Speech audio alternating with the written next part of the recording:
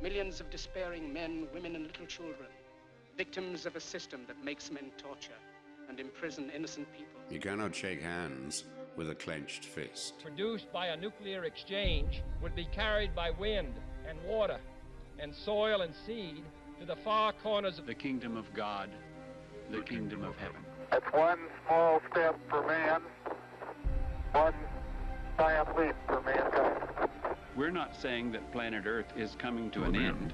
We're saying that planet Earth is about to be refurbished, spaded under, and have another chance to serve as a garden for another civilization. Most of the people in here are just your reflections. They're your mistakes. 1776 will commence again if you try to take our firearms. 1 million of the planet's 8 million species are threatened. You are what you repeatedly do. Therefore, excellence ought to be a habit, not an act. Your lives and the credibility of the United Nations is at stake. Epstein didn't kill himself. The reason this is such an interesting time is not only because we're on the threshold of the end of this civilization. They're trying to take you out with bullshit. The experience of the past 2 years has proven beyond doubt that no nation can appease the Nazis. To those who can hear me, I say, do not despair. The misery that is now upon us is but the passing of greed, the bitterness of men who fear the way of human progress. The hate of men will pass, and dictators die, and the power they took from the people will return to the people. And so long as men die, liberty will never perish.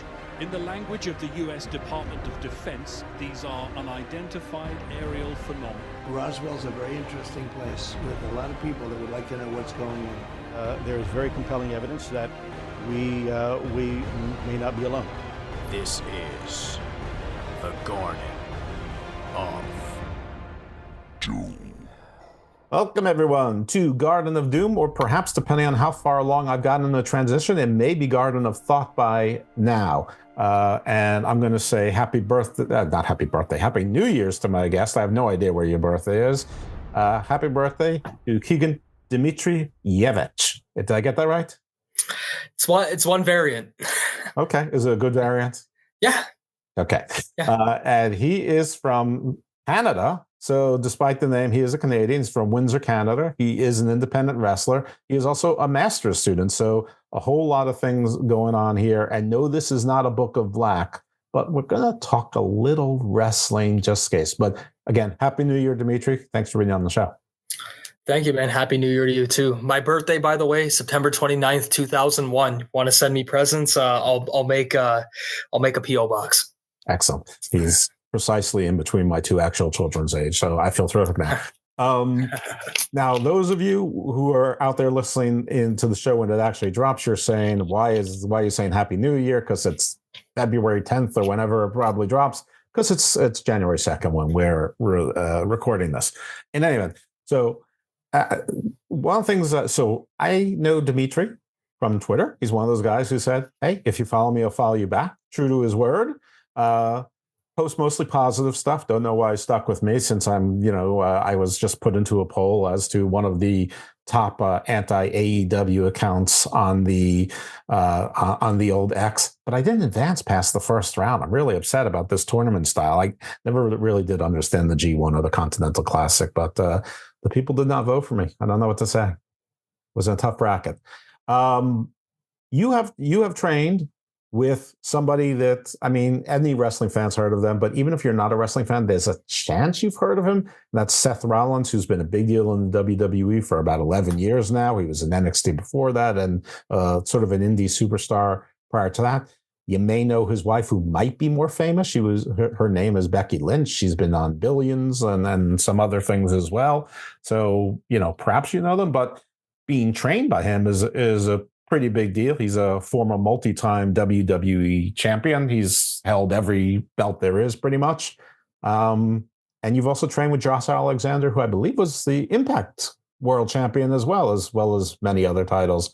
So, yeah. So what got you into wrestling and how did you find your way to those two schools?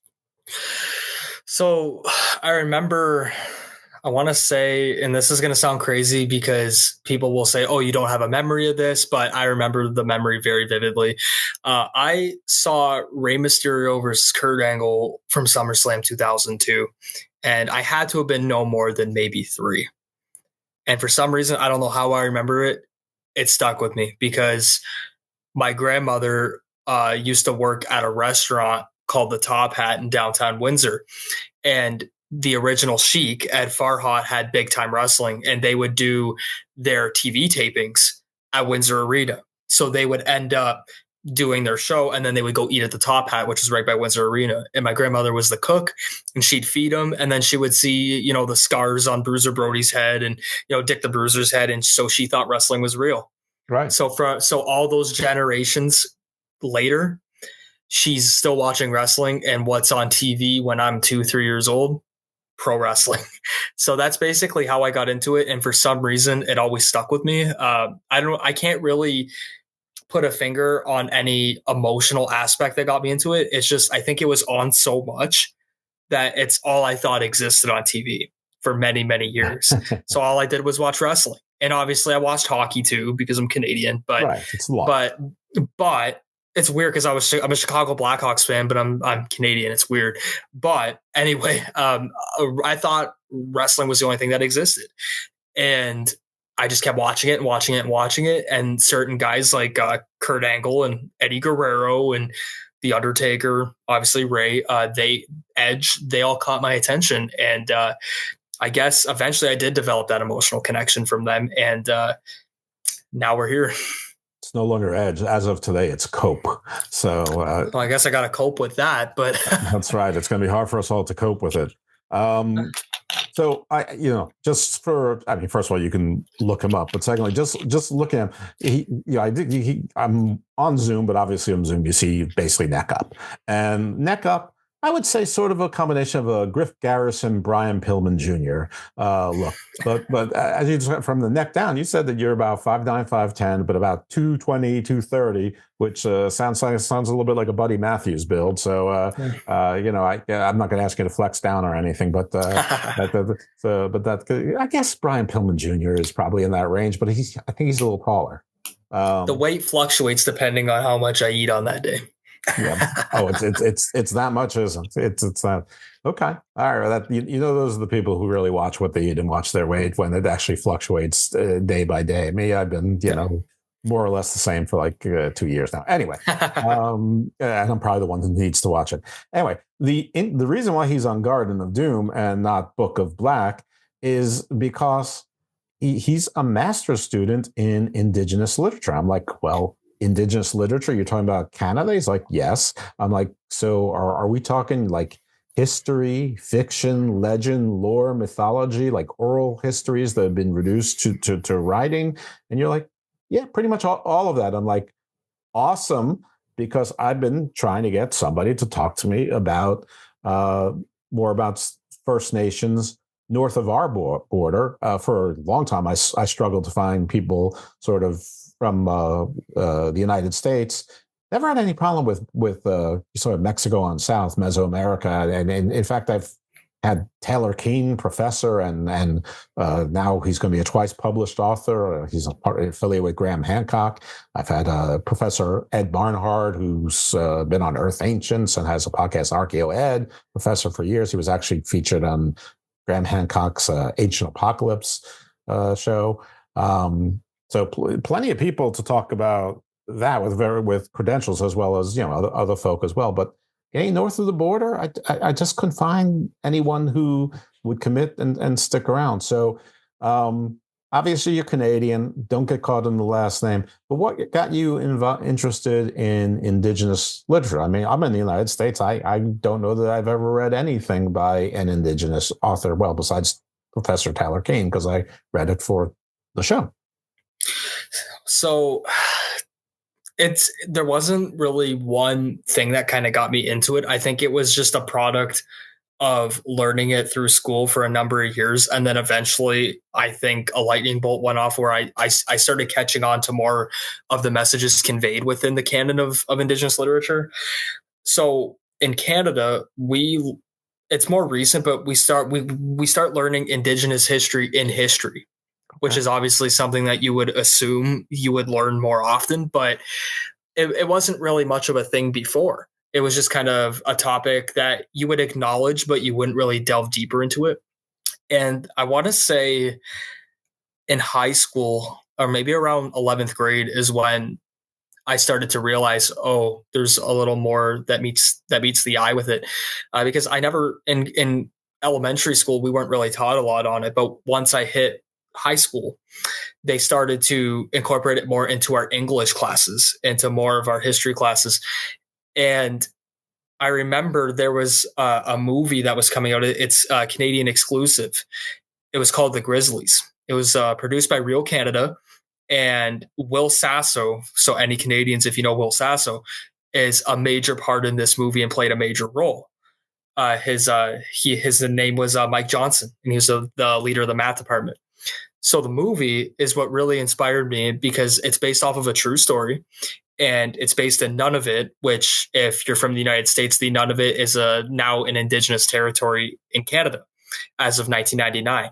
So that area is basically granted to them. And it still has its faults in terms of what the Canadian government gives it, but it's Indigenous territory right now. Right. And the story takes place there, and it shows the unfortunate circumstances that a lot of Indigenous children and women and males all have to go through in Canadian society, and how, not malnourished, but how much they're not given by the Canadian government. So that movie kind of got me going, because you see Indigenous trauma, you see the effects of residential schools, the effects of mental health, a lot of suicides. None of it had the highest suicide rate in Canada. That's discussed in the movie. So it's basically a biopic of a true story. And I saw that when it premiered in 2018. So I was about 16 going on 17 at the time. And I remember thinking, that emotionally got me. In English, we have a term called pathos. So that's the emotional effect from a rhetorical perspective that the audience can get from an orator. And that's what that movie did to me. Captured pathos, and it emotionally got my attention. And then I thought to myself, well, now I know what to read, because I hated reading a lot of the stuff I was reading. And I was like, if we can make this into a work of literature, I will gladly read this. And that's where it all started. Okay. So did you start with fiction? Did you start with nonfiction? And I'm going to put a third category in there, because sure. I don't want to call it either fiction or nonfiction. Mm-hmm. I'm going to go with religion, mythology, creation stories, legend, lore, because I know different peoples take those very seriously, while others are just like, they're the same as any other, religion, or people just like, those were stories we told our kids. So, and I'm sure there's everything in between, but I'll put that in a third category, which, by the way, that's the category I'm most interested in, of course, because it's Garden of Doom. I would say all of them. There wasn't really one I started with, because a lot of the stories, at least that I've read in Indigenous literature, and that's many of them, they have a combination of all three. So Indigenous literature does a really good balancing between fiction and nonfiction. Mm-hmm. And that's kind of like The Grizzlies, where it's a true story, but it's a biopic. So fiction, fiction, nonfiction balance.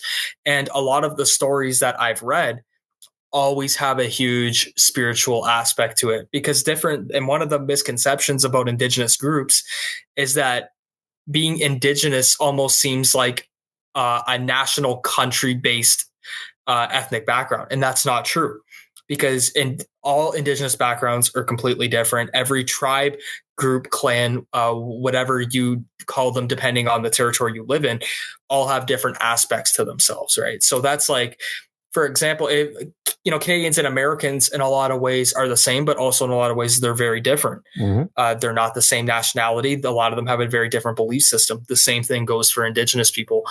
And one of the things that I've noticed in the books is how different a lot of these groups are. So one sticks out to me.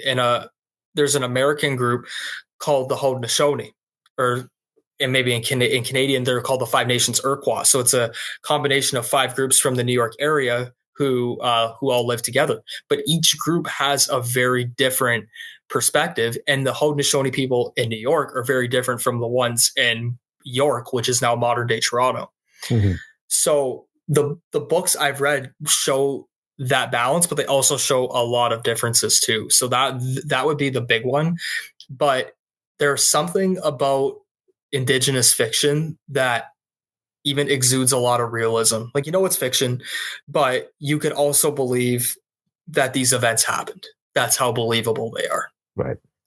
Well, the funny thing is that, I mean, Americans and Canadians was a great example, though I imagine that falls apart with the Indigenous more so when we're talking about the northernmost parts of the United States and probably Alaska. There's probably Indigenous groups that have a whole lot more in common than Canadians and Americans do, because these are artificial borders. I mean, to an extent, all borders are artificial, but they're not even borders based on, mountain ranges or rivers necessarily.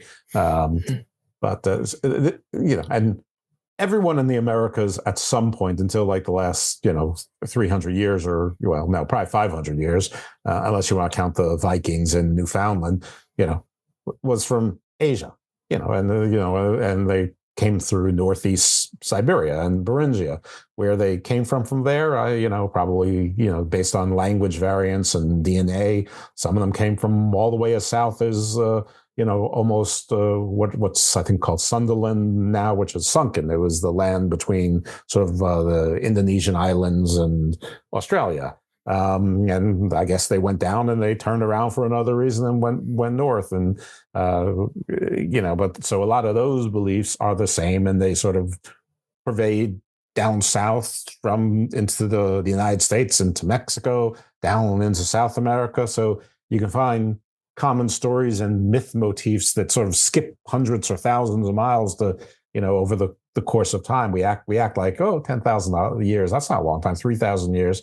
I mean, even I could walk across the country after 3,000 years, if I could actually live 3,000 years and had that kind of energy, especially if I had some purpose in doing it.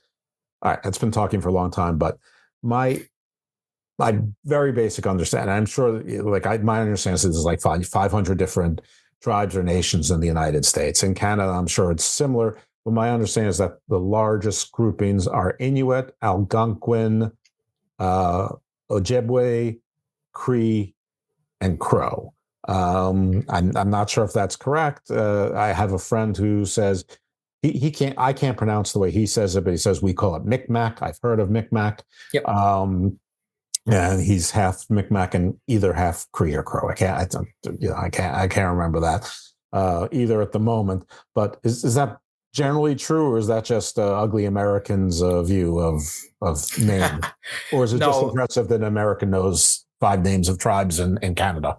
No, I'd say for the most part it's accurate, but also too, those are the most well-known Indigenous groups. 1 for population, but 2 also due to historical legacy. Off the top of my head, I would say the Inuit is definitely a contender for the most in population. However, the Inuit group is basically more northern.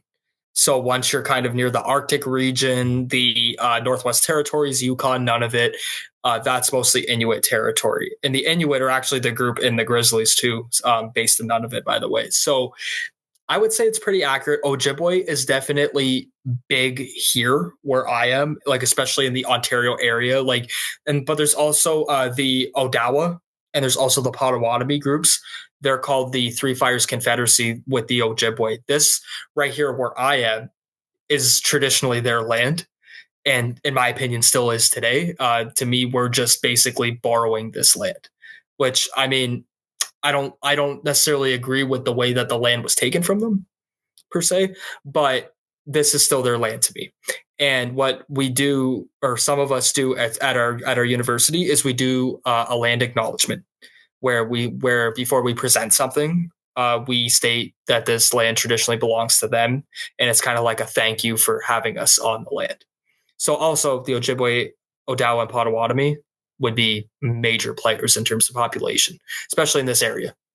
Okay, well, it's a lovely ceremony and ritual that you and your classmates or schoolmates have done.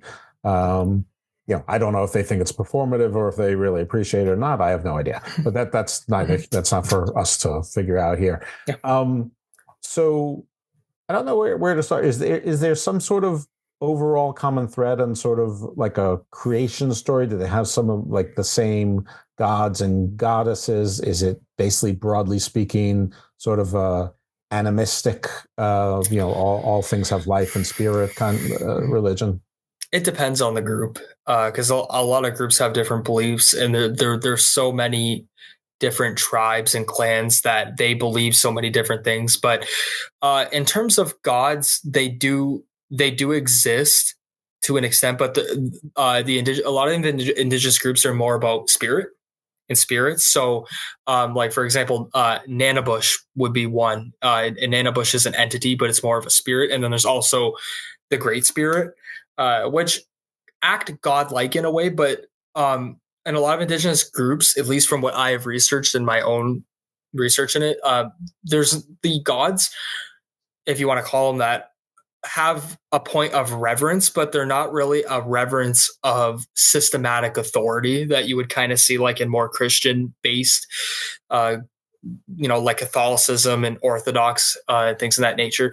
The gods are kind of, or spirits, if you want to call them that too, are more working within one individual as opposed to an entire group. So an individual's experiences with the spirits are different than everybody else's. And there are celebrations as groups, but it's up to the individual in a lot of ways to interact with the Great Spirit in a different way, or the creator.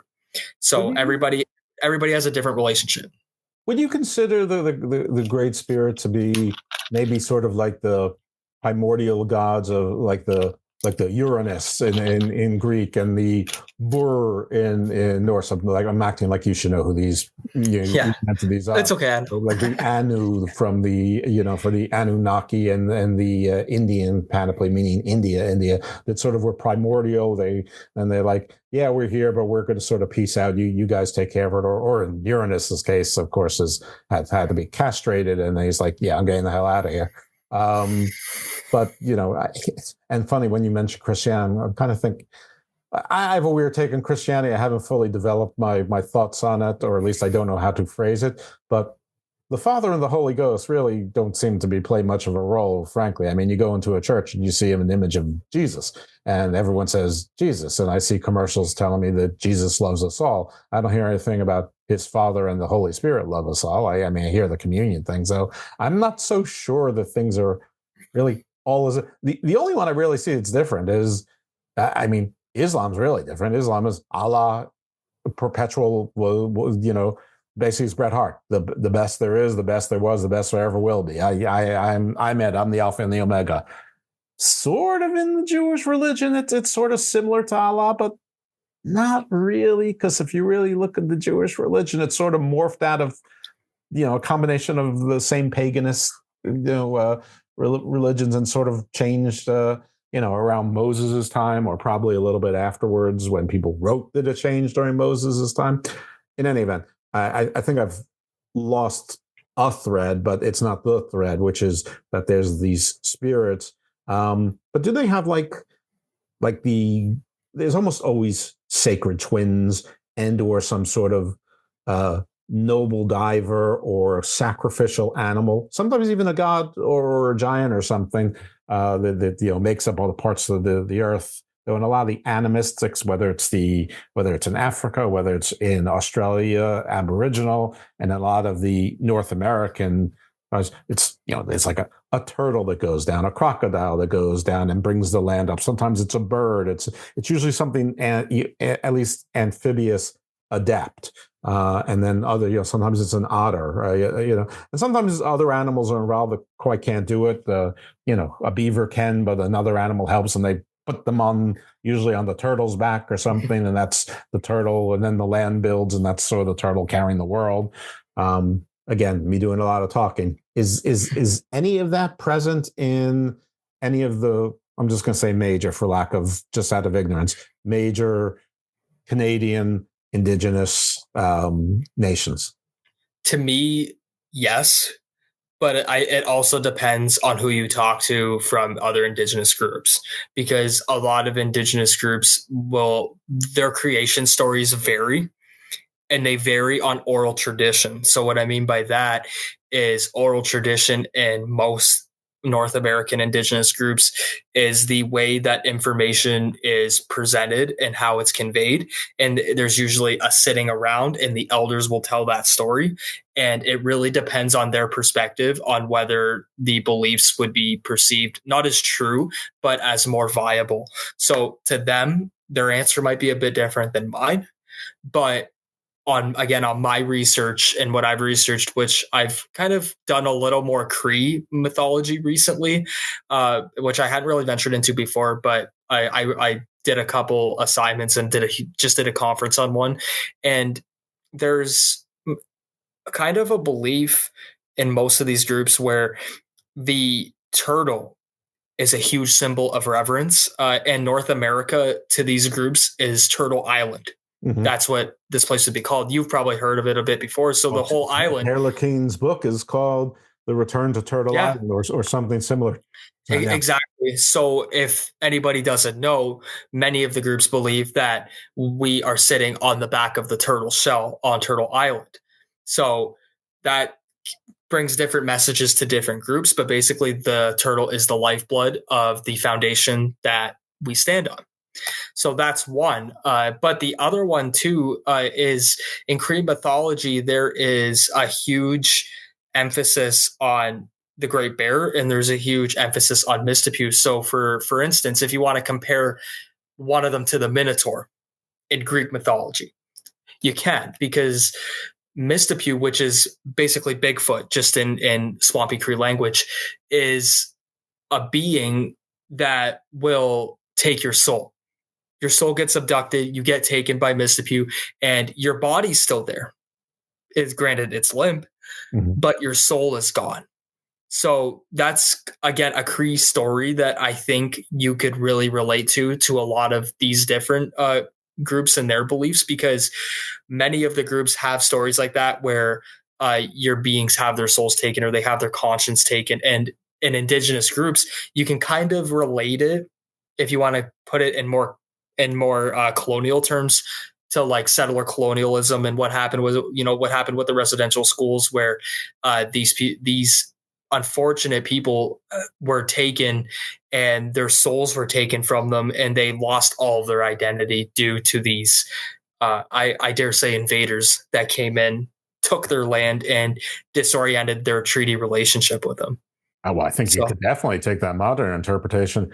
However, I imagine that these stories are older than that. I mean, and you could probably attribute it to people lost to frostbite. They're just being frozen solid and their body is there limp and there's nothing left, but their eyes are open, whatever. And, you could say a soul was taken.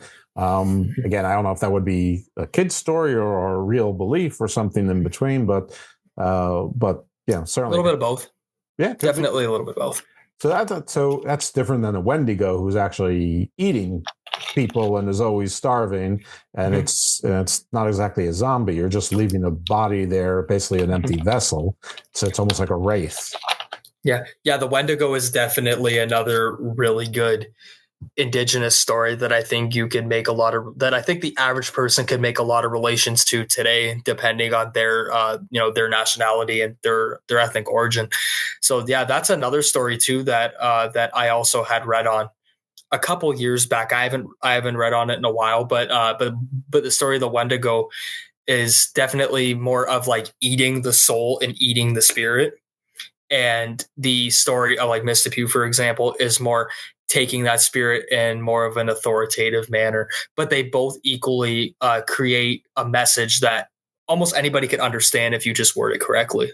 Yeah, my understanding of the Wendigo is that the modern interpretation that there's antlers and it's almost like Krampus without the red and white cow. That's all nonsense. There's basically almost an elongated, skinny, white wraith-looking human that was actually a cannibal. It was always craving food, always starving, and it looked like it was starving, but it had the strength and it would rip you to shreds and eat you. And then part of that would be take your soul, but also take your flesh and it would keep on coming because it, it couldn't be assuaged. And I guess that, that's where stories of, sacrifice and, leaving the babies out, and, maybe is an excuse way back when, if you couldn't handle like a baby with a club foot or one arm or whatever, maybe that's sort of justified that way back when to assuage the parents' guilt or whatever for doing that.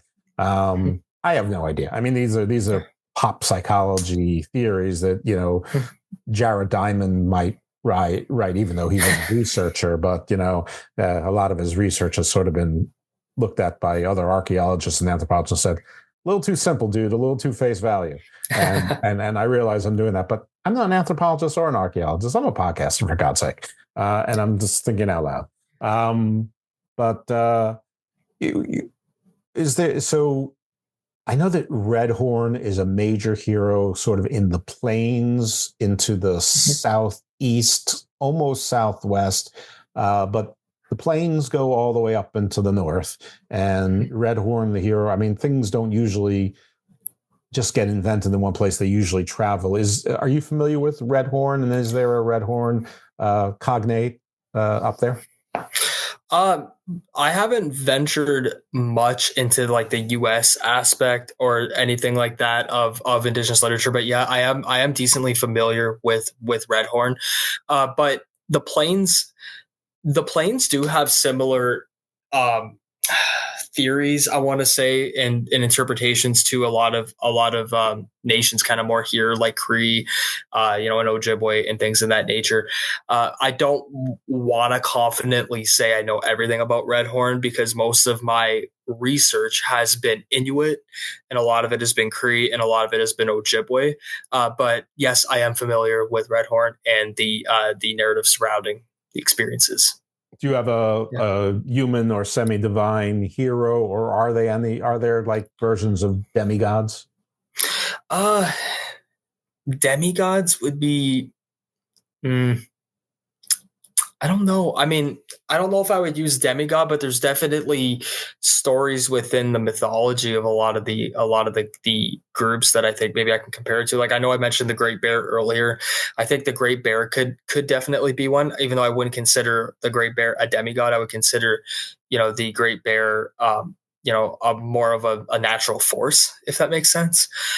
So I would say the Great Bear would be the closest thing I could compare to Redhorn, but also too, like the Wendigo is another one that you could also compare to, because the Wendigo, you can kind of compare the Wendigo to the Minotaur, in a lot of ways, in Greek mythology. So yeah, I would go Wendigo, and the Great Bear would be two that I think I would say they make the closest comparisons to.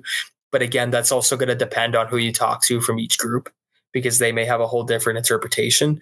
But just based off of my experiences, I'd say those two come close, because they have very ill intentions, but in a lot of ways, especially with the Great Bear, they get resolved in a different way. Like if anybody's familiar with the story of Paul the tax collector from the Old Testament, I believe it's in, that's the closest thing to making it make sense as I can get to, where you come in with ill intentions, but there's kind of a sense of reform. Mm-hmm. In a lot of ways. So that's what I would compare. I only watched season 1 of The Chosen. I haven't gotten to season 2 yet, but I think he was about to make his turn right around then, or at least he was on the path. And then his Robin protector, who didn't exactly like him, but sort of was getting to like him. I think first was scoffing and then sort of going, what's up with those guys? Anyway. He was a believer, all right. It's getting there. All right. I have sort of a big question after a very trite thing, and I don't know if you know the answer. But as a lot of groups, not necessarily indigenous, but including indigenous, especially here, like sort of in the Bayou and in the Caribbean and in parts of northeastern Mexico, southwestern Texas, they sort of, Catholicism was sort of forced upon them, and they adopted their own religions, voodoo, hoodoo, Santeria, and sort of still practice those, but just using the Christian godheads and saint heads on top of them. And at a certain point, they sort of became the same, canon-wise, even within those groups, maybe not to certain sects or whatever, but I think that if you go into the typical hardcore voodoo practitioner, you're getting Catholic saints and you're seeing Jesus also on, with other things as well. Was there any sort of similar, I'm just going to call it paradigm, that might not be the right word, in Canada where some of the Indigenous folks held on to their religions, but basically took on Christian, Catholic, Protestant, whatever the religions are. I mean, I know Catholic was obviously in Quebec, and probably others were other places, but that doesn't matter. And when they took on the saints and sort of to make it more acceptable to practice their own religions under the cover of sort of adopting Christian idols and names. Some have been openly converting to Christianity, but I would say it's more uncommon because the legacy of the residential school system here has taken a huge mental toll and a huge socioeconomic toll on Indigenous groups. And the advent of residential schools was meant to forcefully convert a lot of these unfortunate groups to mostly Catholicism, and a lot of inhumane things happen to these children in the residential schools that unfortunately caused a lot of them to convert to Christianity against their own will. But there are still people who openly will become Christian. It's very rare due to the generational trauma that has happened in those residential schools. And for any Americans listening, there were boarding schools as well that were just like residential schools. It's just from our knowledge here in Canada, the experiences weren't as recognized by the American government. And the closest thing to recognizing it would be Andrew Jackson's Trail of Tears that happened. But here, because the Indigenous peoples were arguably our biggest race of people that we had here outside of, coming from the United Kingdom, it gained a lot more traction, especially because they're the original people here. No matter what anybody says, this is their origin. And the no aliens, no Polarians, no Andromedans, no Draconians. No. They were all there, but we recognize the Indigenous people as this is their land because they're almost like the founding fathers in a way, where it got recognized because of them. So they're for the most part the originators of this, according to most Canadian historians, which, I mean, people will be subject to disagree with, but it's the main belief as of today. And the thing with Christianity that I think it's seen as something that hurt them in a long way, because a lot of the people that practice Catholicism here in Canada viewed Indigenous groups as very paganistic and very inhumane. I even hate saying the term savage, but that's what they were called. Mm-hmm. So Christianity kind of had this superiority complex to it that looked down on all Indigenous tribes and all Indigenous mythology. So, for instance, Christians looked at the sun dance as something completely ludicrous because there was an element of self-suffering that went with it. However, Christians do other things too that also cause self-suffering, yet they don't look at it the same way as an Indigenous person does. Because in a sun dance, you can have, certain physical aspects to it that may cause harm, but it's a part of the ritual. And Christians back then looked down upon things like that unfortunately caused them to say, you know what, if this is going to be our land, we have to make them how we are. And it's a term that we have established as cultural assimilation, where schools were created to assimilate a lot of these groups like the Cree, the Ojibwe, Odawa, Potawatomi, etc. But what happened was this wasn't a practice of assimilation; it was a practice of genocide. And in Nova Scotia, they actually found a series of graveyards that were under the residential school where these children were being assaulted sexually, and then they were murdered, and then they were thrown in the graves under that. So Christianity has a very, I don't want to speak for the groups, but historically it has a very negative connotation with a lot of these indigenous groups, which is why conversion by choice isn't essentially common. It's there, but it's not predominant. Right. I'm not really talking about conversion by choice. I was talking about more like non-conversion, but acceptance through camouflage, which at some point over time might have morphed. And it's entirely possible that the folks in the basically the deep south and in the islands of the Americas and into Mexico just adopted a whole different way of surviving. I mean, a lot of them were slaves, so there was, I don't want to compare trauma to trauma, but their situations might have been a whole lot different. Maybe no one up there gave Christianity, even wanted to give the respect of that pretense. They wanted to hold on to what I have no idea. Everything I know about the ironic thing is that I am currently watching 1923, and like one of the B or C stories is something going on in a Christian school, probably Catholic, against the native girls. This is only the girls who are taken away, and yes, it's horrible and terrible things, and and I'm sure by 1923 it was better than it was in 1853, and and so forth and so on. And it's just a TV show. I get that. So it might be entirely different dynamic. But I was joking when I was talking about Draco and Polaris and obviously all these aliens is named after stars that we named. Of course, they have the same names, but I am aware that in a lot of indigenous religions, including North and South American and Mesoamerican, and not limited by any means, that there's the star heroes, the star fathers, or Endor came from outside from in the earth. They're always born in the earth and came out. Is that similar in Canada, or is it just too darn cold? There's too much snow. There's too much tundra that coming out from the earth and start that isn't part of it. Yeah, we hunted the animals. We came here and we brought our our version of basically Tengri with us. No, I mean it is cold. At least for me, it's cold. But indigenous groups, they thrive off of natural resources, and that's a part of, if you want to call it religion, but I'd say spirituality. The forces of nature are definitely something that's huge in almost all of the groups. So yes, the stars are definitely a huge part of it. So for example, in Cree culture, the stars are oftentimes shown through dreaming.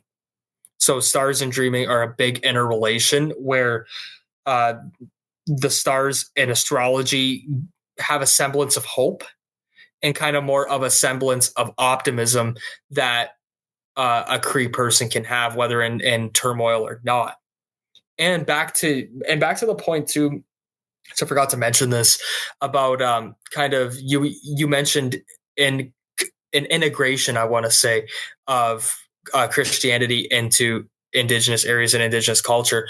I would say it's tolerated overall, but not anything that I think would give them more ammunition to either be for or against it. It's just kind of there. Like we have a thing right now in Canada called Truth and Reconciliation, where, again, the government will say that they're doing a good job of it, but other people will have another answer, where we're trying our best to get a balance for Western and indigenous groups to kind of work together, which has its challenges. So we have reserves here for groups who want to stay in their own natural land and live life the way they want to live it, even though, the government can give them better resources to use and live off of, but that's a different story. Oh, well, until they find lithium, cobalt, oil, or gas or gold reserves under there, and then they say, oh, we'll give you 5%, but we want the land in one way or another. So yeah, I don't know. And produce them enough funds to actually live. Yeah, I don't know that really anything has changed. And the whole thing with casinos in the U.S., I mean, the first one was special, but now like there's so many. It's like now it's just like it's like I mean, it's like the first McDonald's was probably special too, but now McDonald's is just McDonald's, and now casinos is just casino. I mean, and if it's mostly non-tourists, I mean, you're taking money from people who shouldn't be wasting their money at casinos. Anyway, and even the way it's structured, my understanding is that the ownership only has to be a percentage of Indigenous, and then they can make side deals, and then you get enough smart lawyers and smart bankers and enough shell. Anyway, I don't want to get into the every Taylor Sheridan show ever made. That's a whole treaty relationship that can be discussed for a long time. That's been violated many times. Yeah, and there's probably someone definitely better than me to interview you on that. Like Sebastian Major from our Fake History podcast. He's a Canadian. That's why I mentioned him. But where was I wanted to go with this thing? That's the thing. My brain is scattered and I go all over the place. So these are some of my fallbacks when I forget. Is there any sort of equivalent of angels and demons and heaven and hell and sort of an eschatology, an end of days, or no? Again, it depends on the group. I mean, there is a symbol of reverence in Cree culture named Ochek. And Ochek is basically not a sacrificial lamb because it's too Christian based, but he basically sacrifices himself to get rid of white time. And white time, I don't mean that in terms of race or anything, but there was a person by the name of Mason who invaded and he took away the natural land. Mm-hmm. And he was almost like a colonizer to an extent where he changed the seasons because he took the summer birds. He abducted the summer birds and they couldn't sing. So what happened was all of the green time turned to white time with snow. And the indigenous people, which were Cree in this story, have a very hard time adapting to it, which means like they have to combat starvation, the cold, etc. And Ochek is that symbol of reverence who basically sacrifices himself to bring back green time to restore the seasons. So I would say Mason would be one that I think you can look at, depending on what form of Cree story you read. Like this one that I'm discussing was talked about in The Barren Grounds, which is by David A. Robertson, who is an amazing Canadian / Cree author here. And he's still pretty young, so he's still going to be writing a lot more.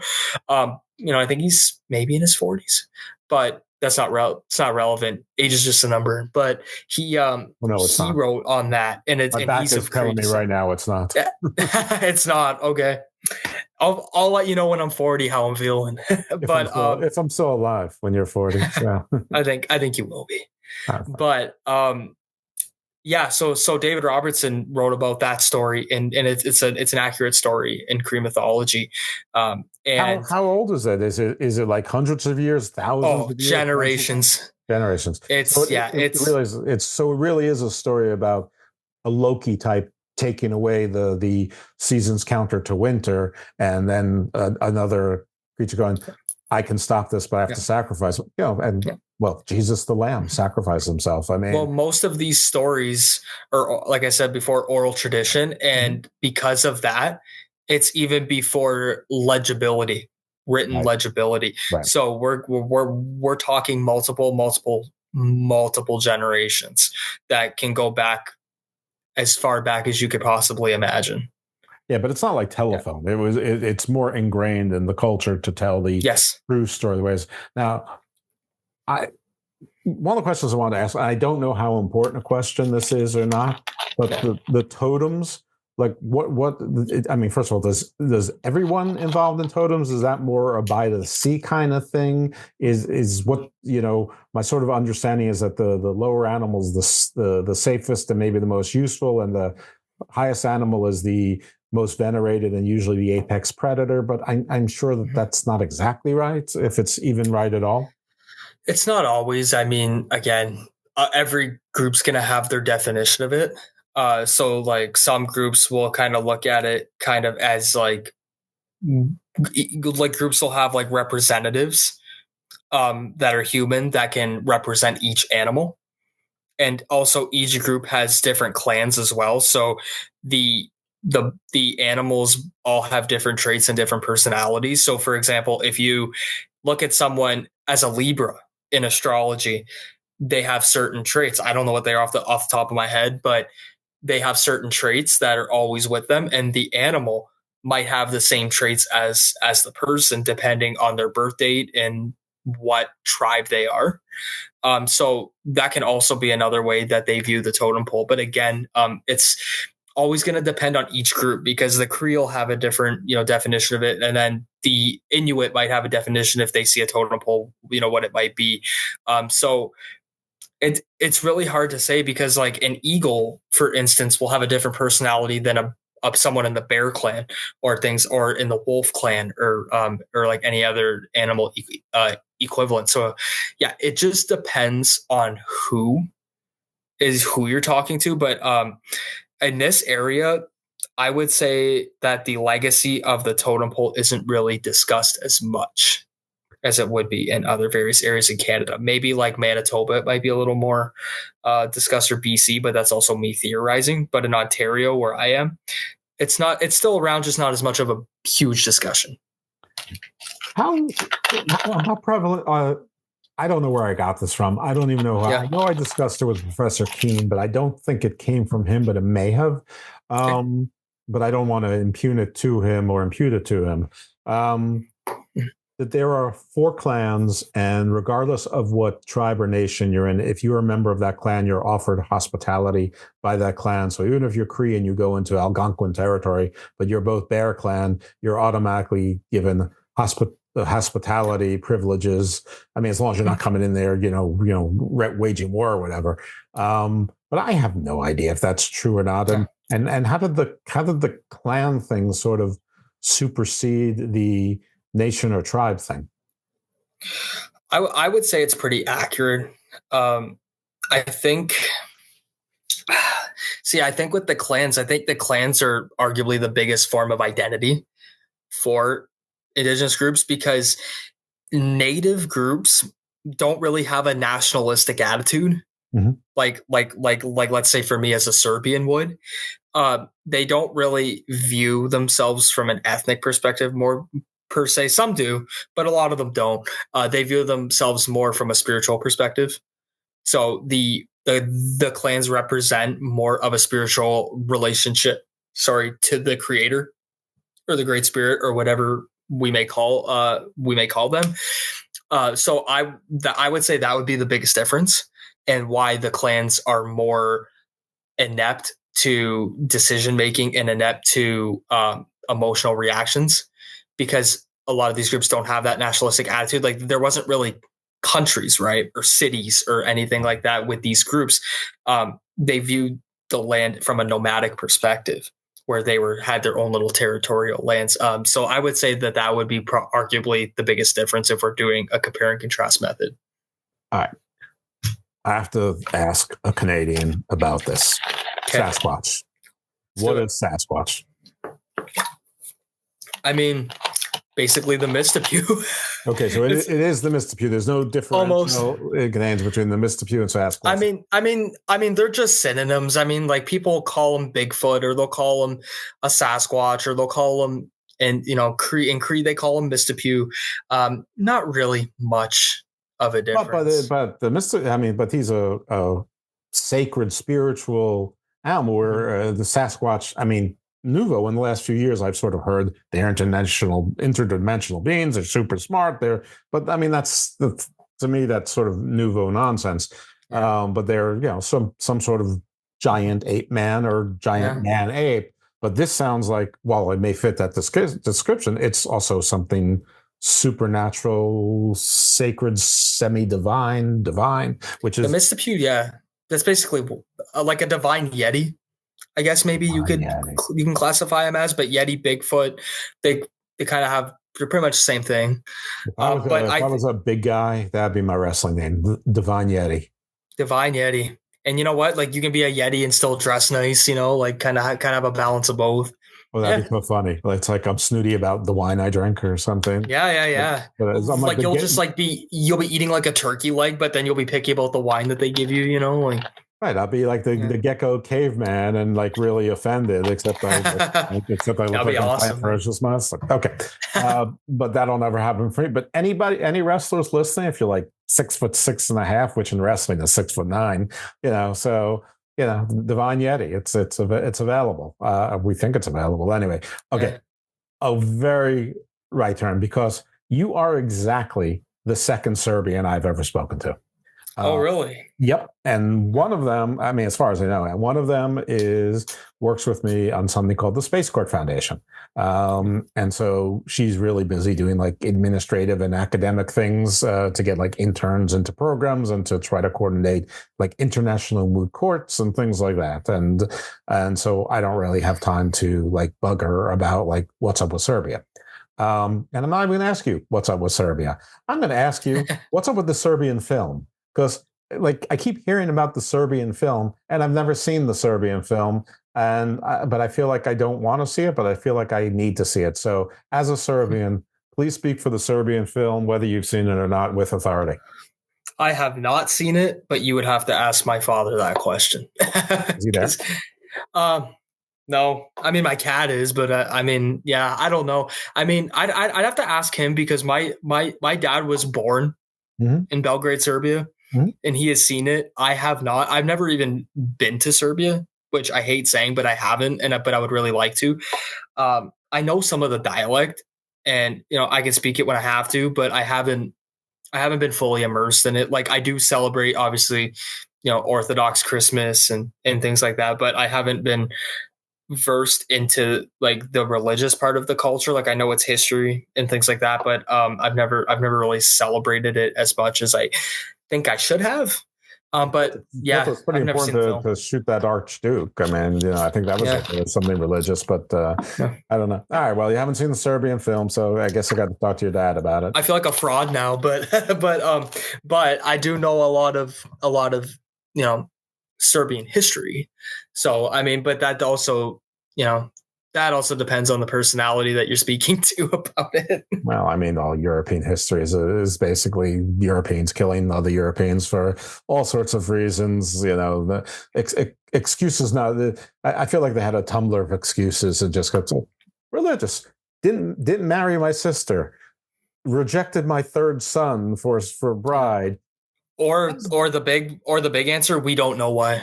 Yeah, that could be the other answer. Have more cows than I do. Yeah.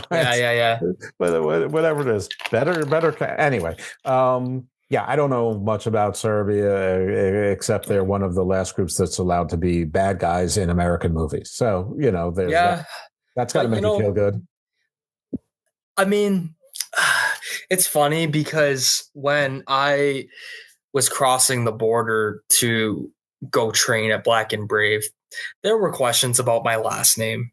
And I knew it was going to happen because somebody with the last name of Dimitrijevic, who was a part of the Black Hand, helped orchestrate World War I when they assassinated Franz Ferdinand, the Duke of Austria.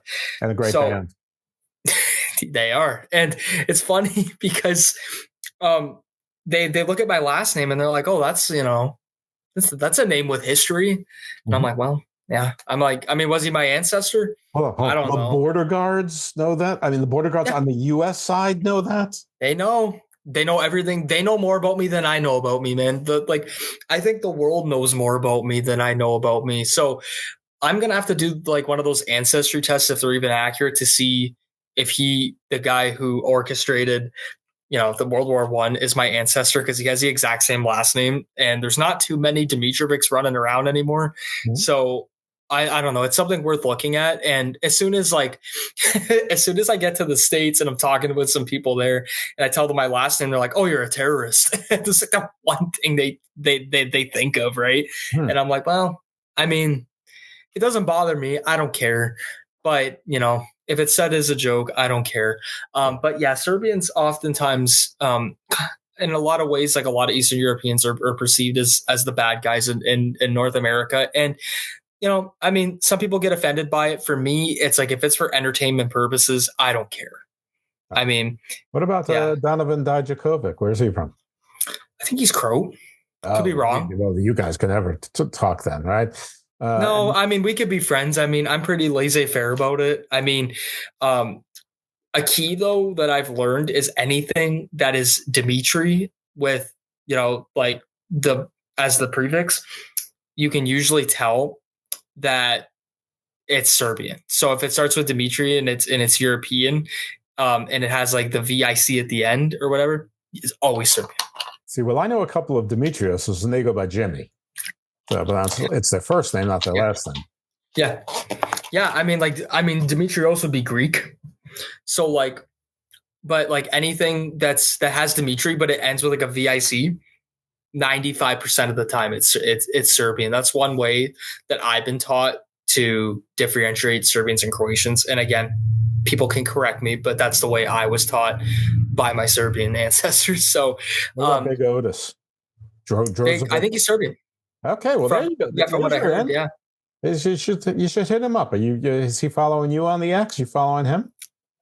I mean, for the most part, I think most people are not following me on the X, but I mean, I follow a lot of people back. So you do. You've got 15,000 followers. I mean, I know it doesn't feel like a lot, but it feels like a lot to me. That's a good start. Yeah. But, I mean, I think I could, yeah. You hit the guy. I'm also not one of those people though that I know they for sure do this, and they go on Twitter and they look at their follower count and they unfollow a bunch of people that actually follow them to give themselves an ego boost to make it look like they have more followers than they do, by making the number of the people they follow look smaller. I don't care about that. It's not something I've ever really bothered myself with. If I see somebody on Twitter and they look like they're a respectful enough account, what's it going to hurt for me to follow them back? Does it, does it matter? But for a guy at that stature, they probably don't even see when I follow them on Twitter. They got so much going on, so many notifications, but you never know. Like you can go through the Seth thing and say, Seth, Otis, he's Serbian, I'm Serbian. There's probably not a whole lot of Serbian wrestlers. Maybe can you arrange a meet or at least a chat? Otis seems like a nice guy. I mean, I think it's. I'm sure he is. And the one misconception about Serbians is that we're not approachable. We are. Mm-hmm. We're just very prideful people. We believe what we believe. And if you disagree with us, that's fine. But a lot of people think that we just don't like anybody, and that's not true. We're very welcoming people. We're just not very trusting because we've been betrayed so many times, in our history. And, we were under rule for a lot of years, even centuries, where things weren't in our favor. So that's why I think advice to every single people in every single country out there: don't trust Russia. That I'm not saying anybody in the world is perfect, but they're the worst country in the world. So anyway. You can do the Stone Cold and do the DTA, right? Don't trust anybody, and that's kind of the road I'm at. Like I don't look at people off their racial heritage and just be like, hey, I don't trust you. I mean, some people do with Serbians, and, more power to them. I can't change their opinion. But for me, it's like, I've been around enough people in Canada who are very different races. And I think it depends, one, on personal experience, and two, where you're coming from, and like not racial-wise, but where you're coming from in terms of intentions.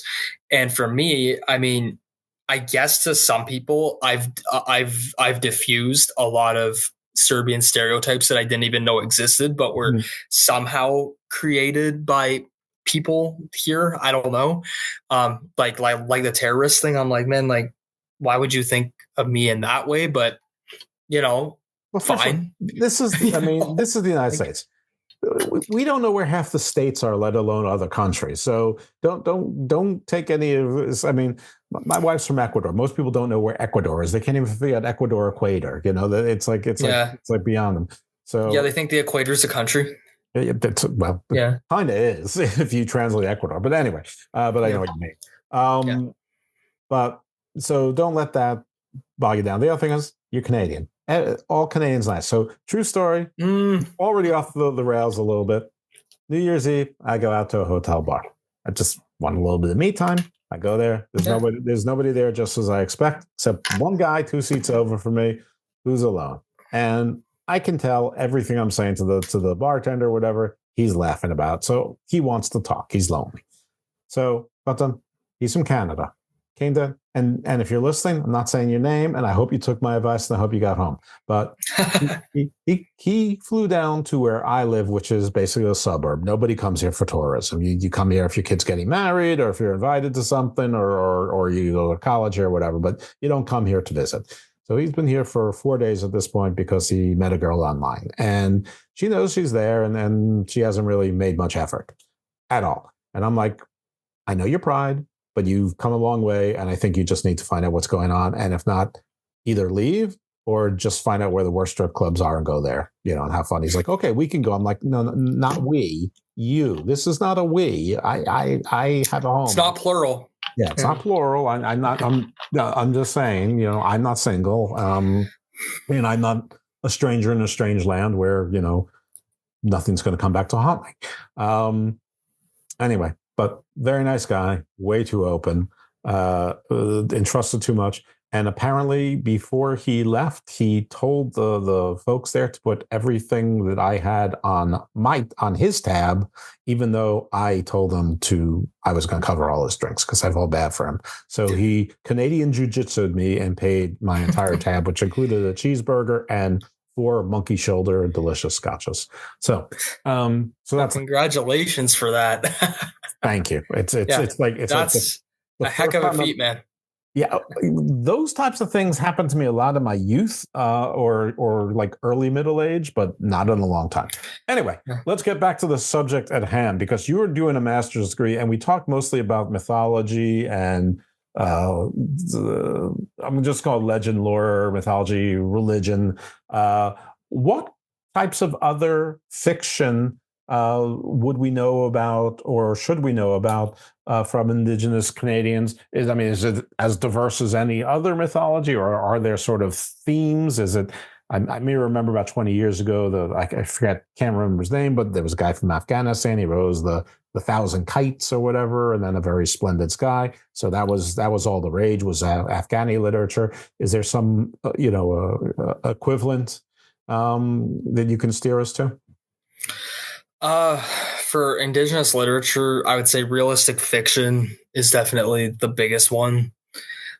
Because, like I mentioned with the Grizzlies a bit earlier, it's a story that you could believe. And yes, the Grizzlies is a true story, but you can believe the biopic just as much as the true story. So for books, there's certain books, and I'll list them off right now. There's a couple like the Marrow Thieves by Shuri Dimmeline.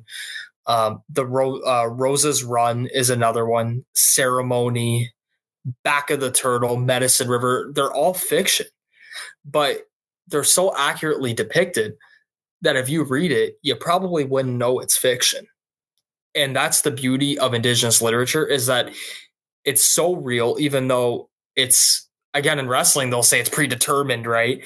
Or fake. But it's presented sometimes as so realistic that when you read it, you're emotionally getting into it because you actually think these events happened.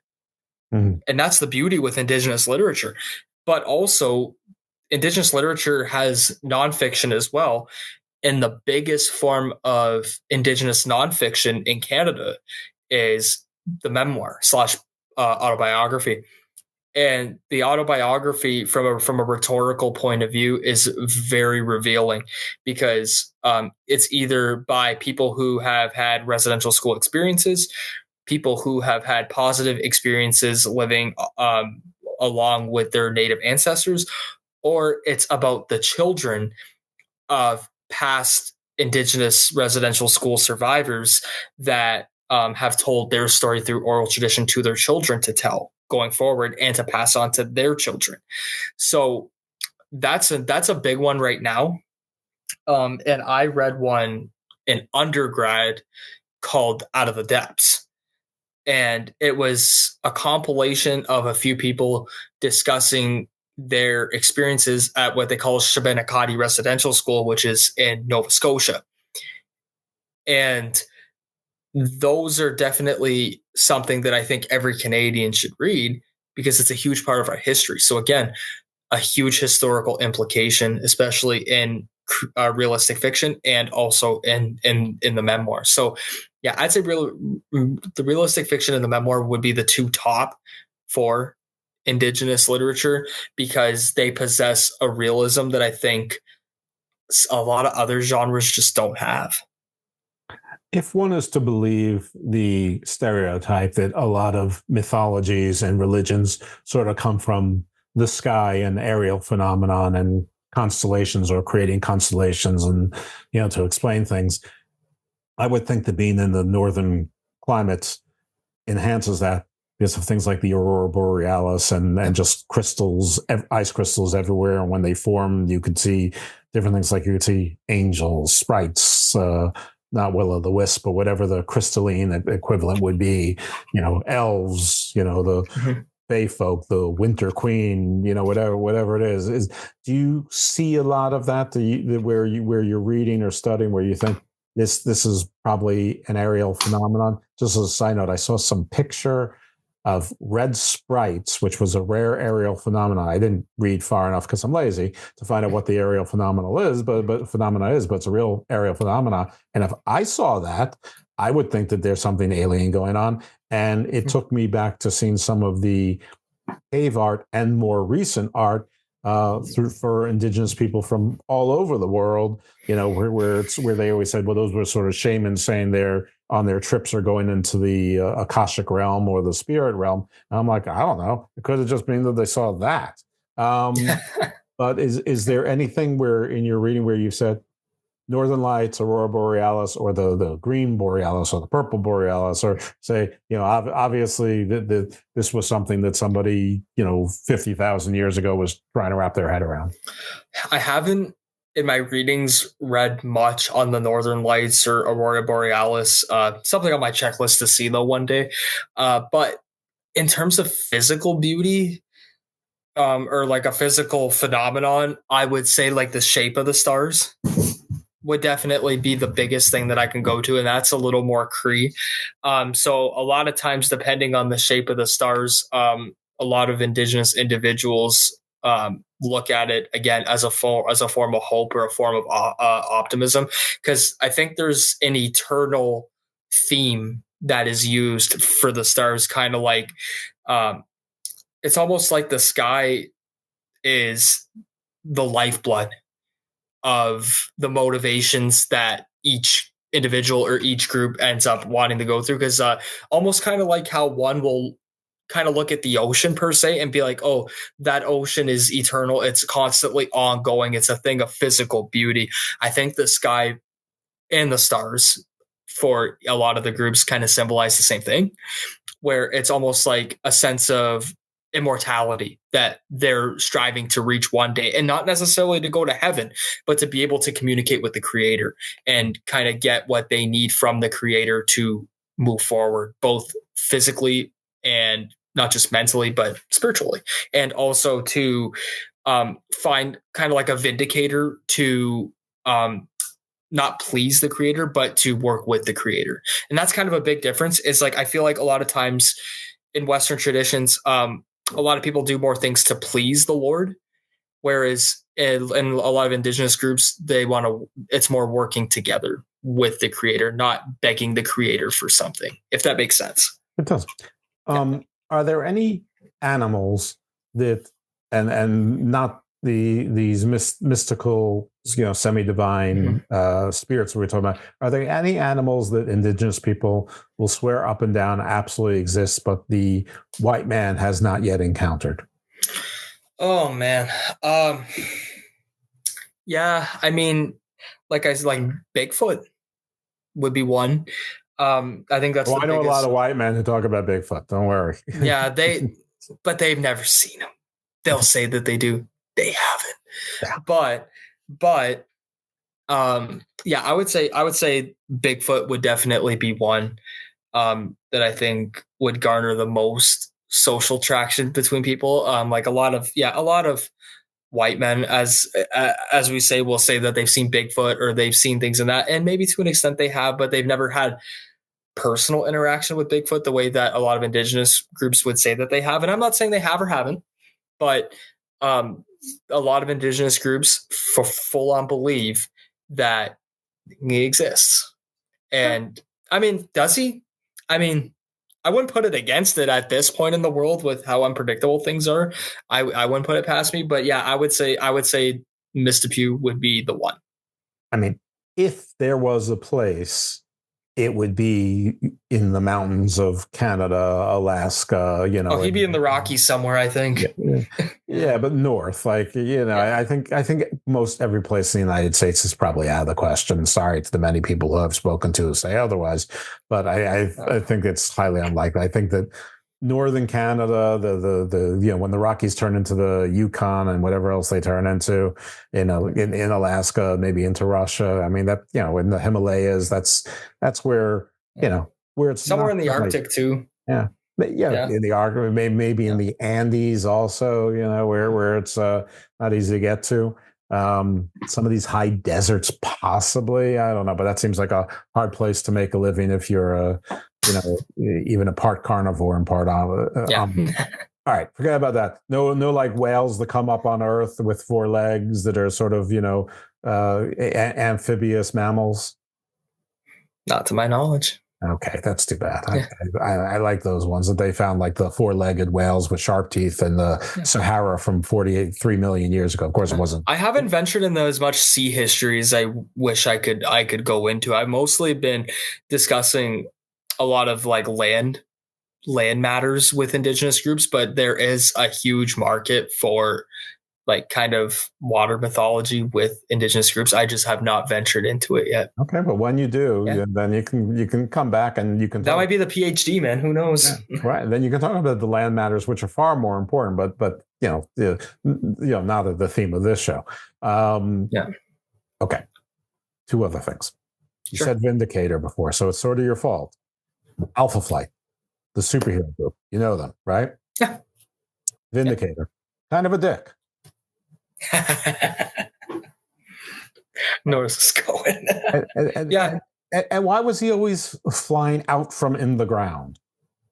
Like, what kind of use was this? Was he a tunnel guy? No, he wasn't a tunnel guy. He had like an electric suit, sort of like Discount Iron Man.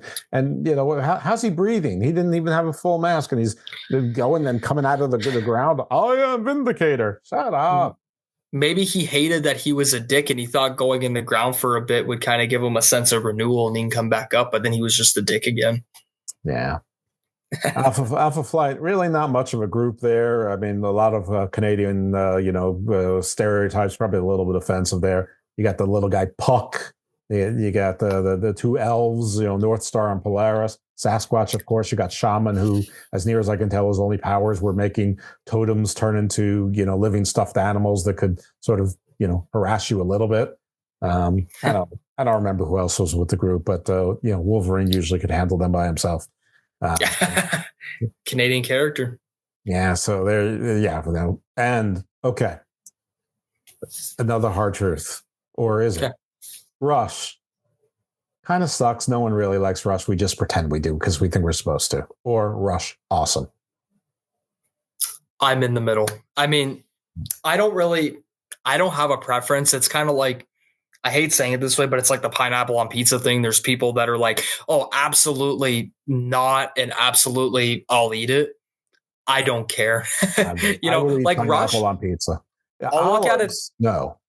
Olives in there. But for Rush, I'll say this. If they're on my 94.7 station when I'm driving by Detroit, I won't turn it off. But I'm also not going to seek them either. Like, I'm not going to go on YouTube and search Rush. If it's one of their 4-minute songs, I might have heard. If it's one of their 17-minute, like Zenyatta Bandada or whatever, or 2420 or whatever, somewhere Andrew Carlick is like cursing me because he thinks Rush is the greatest thing ever, but he hates everything. Except that. All right. I'm much more of a Triumph guy. Now, I know that they're more of a glam band, but I like Triumph. They're good. It's just a nice little good group. Now, I understand there's been some Canadian people since then, Bryan Adams and whatnot. I think there's a guy named Drake. I'm not really sure. I don't know. He's a rapper, I believe. I know he's Canadian. I've never ventured much into his work. Bryan Adams, I love. Yeah, but I like the one with Tina Turner. That might be more Tina Turner. Bryan Adams overplayed during the MTV era, and then that Robin Hood song. Oh, for God's sake! And then he did that trio with, I think, Rod Stewart and someone else for another movie. And those two things just about killed me. So, I mean, obviously they didn't, so they made me stronger. But yeah, so I'm going with Triumph as my favorite Canadian group that I can think of at the moment. I'm okay with that, man. Okay. Yeah. All right. Is there something more important that I should have asked you about that you wanted to get to that I didn't give you a chance because I hadn't asked the question, or I was rambling in strange directions? No, man. You asked some really hard hitting questions, but in a good way, because they're not questions that I think are asked a lot, but I think they're questions that kind of need to be answered. And like I said at the beginning of the show, a lot of people just think of indigenous people as like one big nationality when they're not. And each group / tribe has so many different belief systems and so many different thoughts on the land, thoughts of the stars, thoughts of the sky, thoughts of the sun, even. It's so hard to answer and give just one concrete answer due to the fact that there's so many ambiguities. Well, your thesis might be to try to find the through lines and the major differences, or maybe that's too trite. I don't know. A lot of times, I think when even I'm in class and I have to answer questions based on Indigenous themes, it's almost like writing a compare and contrast essay where you highlight the similarities and differences, and then you show how they interrelate in the bigger scope of things. So that's usually how I have to answer Indigenous questions, but I don't mind that either, because it kind of invokes like a critical thinking light bulb in your head where you can make different inferences and different relations, even with like non-Indigenous groups as well. So I had a blast answering them, and my own research gets more enhanced because I'm sure 10 minutes after we're done, I'll probably come up with a couple more ideas or even different answers to questions. Or you think about Canadian UFOs or Canadian pyramids or Canadian Atlantis. Yeah. Ultimate Tool is real.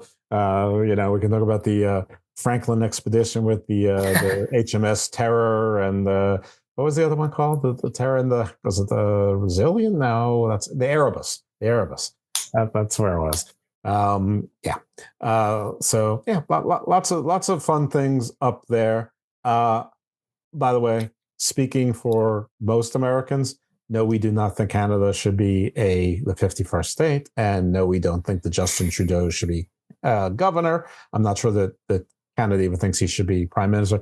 Though I was listening to David Frum. He's a journalist pundit here. He said there's two types of Canadian governments: those that collapse after 6 months and those that collapse after 10 years. So, I mean, there is an underlying recurring theme in that take. It's either very long or very short tenures for us. He's a pretty smart guy. So, you have to agree with everything he said, but he's usually going to be, sort of right on about stuff like that. Yeah, I don't foresee us becoming a 51st state.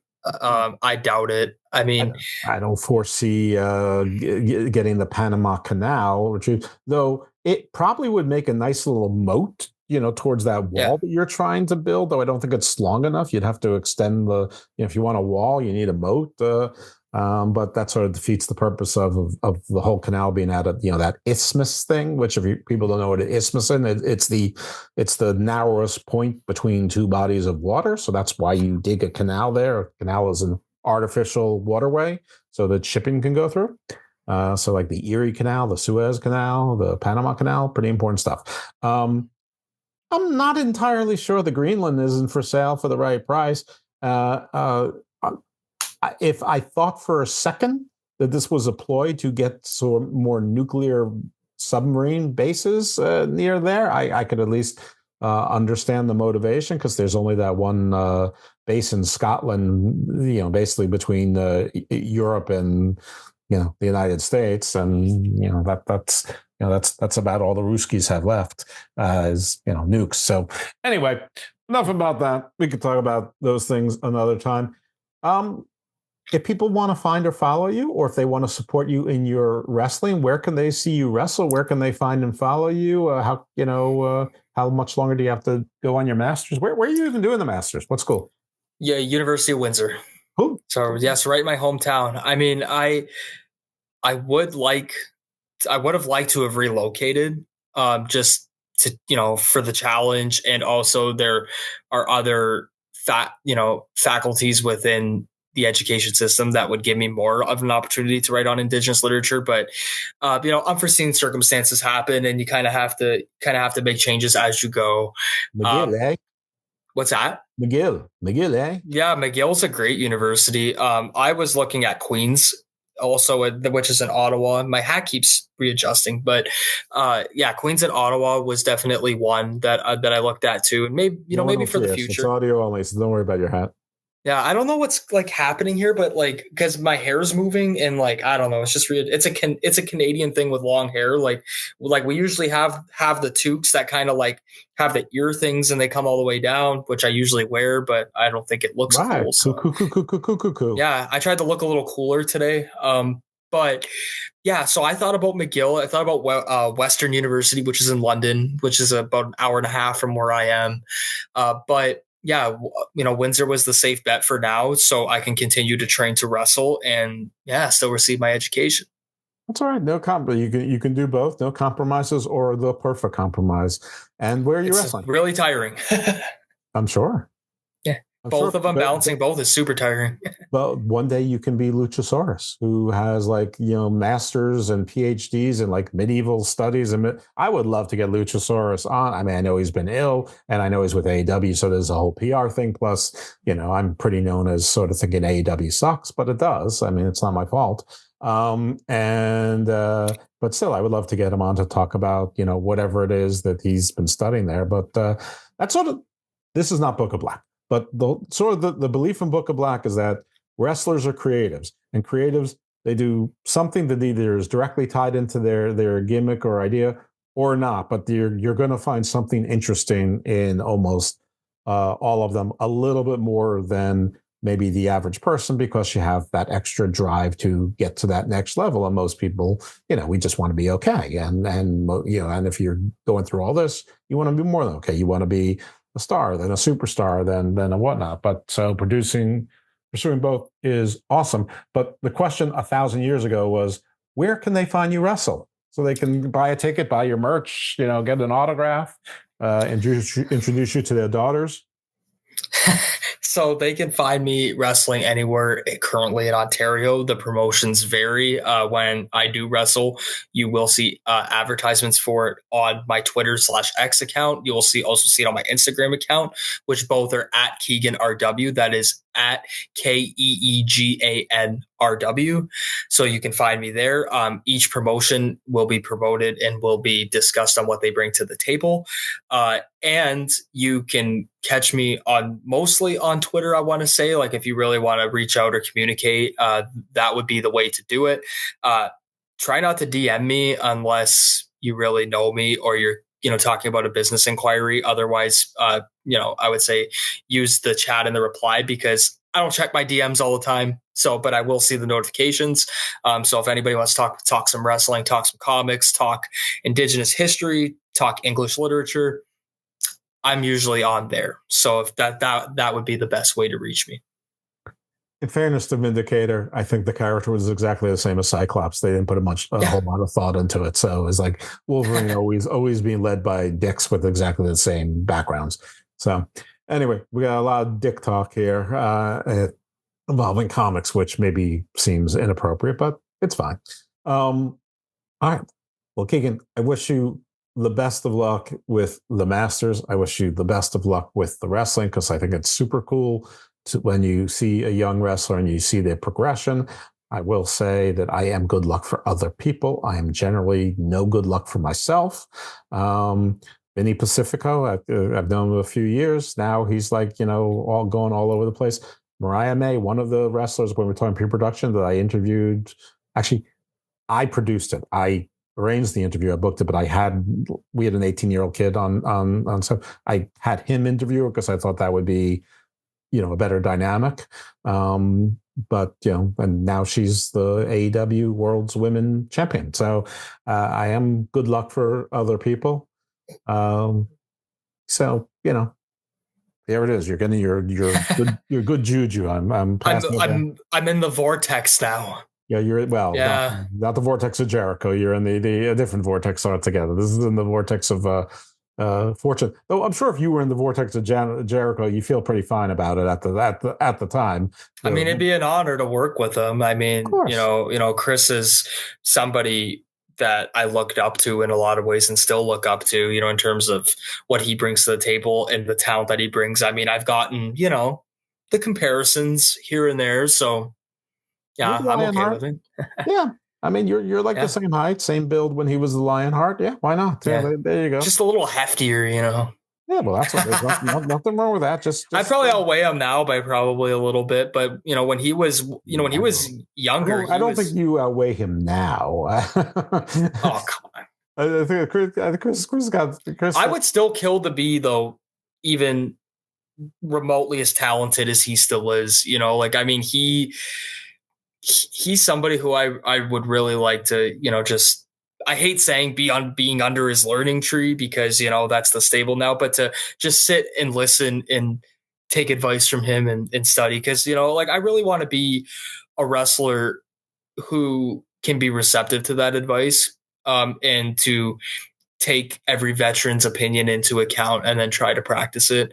Cause one, it's a respect thing, but two, also, it not only shows that you're coachable, but it shows that you want to get better as well. Like, man, I'm 23 years old. Do I know everything about wrestling? Absolutely not. So it's hard for me, I can have my opinion on things, but it's not always easy for me to critique something and act like I know what I'm talking about when, I might to an extent in terms of, from a wrestling fan's knowledge, but being on the inside of the industry, I probably have no idea what I'm talking about. So, I mean, so that's why it would still be an honor to work with a lot of these people and to, see how they're going. Like even Vinny Pacifico, like he really blew up in the last while. And he's somebody who, I have him on my social media. I just haven't really talked to him much, but he's somebody who I would like to learn from and work with in the future too. Very, very, yeah, very. I can tell. I can tell because Kurt Angle actually interviewed him almost, I want to say a year ago, maybe, and they had a great conversation. Yeah, I was going to book Vinny for a Book of Black. The only problem is I think he's too normal. Like I think he's just like I don't think that he has any sort of like weird interest or knowledge. I think he's just like all about the training and all about having a good time and then doing the right thing. Got married young. I mean, I think he's the perfect kind of guy. But he's too busy being very talented. That's what he's too busy at doing because he's amazing, man. Yeah, and no one can blame anybody for wanting to work with Jericho, regardless of what you think he's doing right now on AWI. He's doing it. The man has had a legendary career spanning well into its fourth decade. So I mean that in and of itself is sort of speaks for itself in the sport where most people wash out after 2 or 3 years. All right. My last question, sort of a gotcha question, but we sort of teased around it before. Maybe is there a song that relates to what we talked about? Any part of the topic that you would want to be the outro? Only caveat: I would prefer it's around 5 minutes or shorter. Yeah, for music, I'm not past 5 minutes. If the song's past 5 minutes, most of the time I don't listen to it unless if it's Metallica. The only exception. For our conversation, let's go with Hotel California. Hotel California is like 1,000 minutes long. It's like 5 minutes. Not with the guitars. But how's Hotel California Canadian or Indigenous at all? All right, it's guest privilege. Hotel California, you what? Hotel California. Because it's such a lovely place, man. We're in such a lovely place here in Canada. Well, you can check in, but you can never check out. So you know what, man? That's kind of like what's going on right now. Some people, they check in and you really want them out, but they're never going to check out. You probably feel the same way right now about me at the moment. So, I get to that. Yeah. No, we're definitely going to talk again. Very impressive. I love what you're studying. And I think this is all really cool. The academic and the athletic creative pursuit. And I hope everything works out for you. And we're definitely going to keep in touch. Thank you, man. And folks, for whatever reason, I guess because the Eagles are an important animal, where you're going to get the Hotel California, so prepare to enjoy it for the next 16 minutes. I appreciate it, man. Thank you. Thank you for listening to Garden of Doom. If you're a fan of Keegan's and you just stumbled upon here by accident or any other way, just subscribe to Garden of Doom. You can find it on any podcast platform: Apple, Spreaker, Spotify, Podbean, Amazon, iHeart, SoundCloud, or you can go to the Wrestling Soup Network, and it's on the Wrestling Soup Network on their affiliate shows as well. And you get 3 shows. This one, Garden Views, which is, well, this one you sort of got a flavor of what it's about. So Garden Views is more legal, technical, business, realpolitik.